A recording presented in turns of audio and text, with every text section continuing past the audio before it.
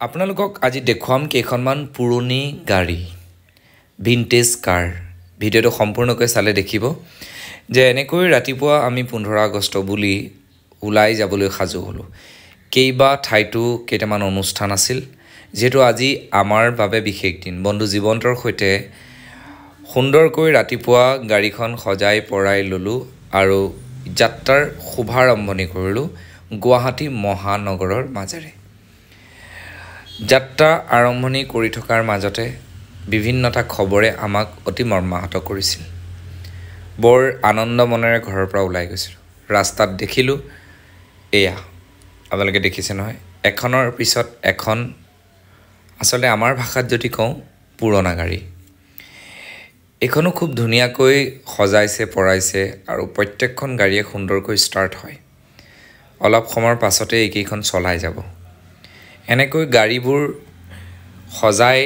পৰাই যেতিয়া উলাই নিবলৈ লৈছিল তেনুকাতে আমি পালোগৈ আৰু এইবোৰ দেখাৰ পাছত খসাকৈ ভাল লাগে সেই যিজন ব্যক্তিয়ে ইমান সুন্দৰভাৱে এনেকৈ গাড়ীবোৰ ৰাখিছে এয়া মানে এটা বেলেগ মাদকতা আছে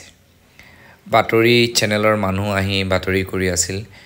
বেলেগ বেলেগ ধৰণৰ কাৰ বিলাক সকলো কেইখন কাৰ মোৰ বাবে সম্ভৱ নহল কাৰণ হেতু সময়তে আহি পৰিছিল এটা দুখবৰ আমি এনেকৈ গাড়ী চাৰি ঠিক কৰি আপুনি দেখিলেই যে উলাই মেলি গলো তাৰ পিছত এনেকৈ ৰাস্তাৰে আহি থাকোতে ঘপককৈ মই নিউজৰ চেনেলটো চালো চাই থাকোতে দেখিলো যে বিভিন্ন ধৰণৰ বাতৰিয়ে মানুহক ভয় খোৱাৰ ষ্টাৰ্ট কৰি দিলে আসলে ভয় খাবলগীয়া আমি ইমান আনন্দ মনেৰে উলাই গৈছিলো একেবাৰে গুৱাহাটীৰ মূৰৰ পৰা হিমৰলৈ যাম বুলি কিন্তু গণেশগুৰি পোৱাৰ পাছত ইমানে ভয় খালো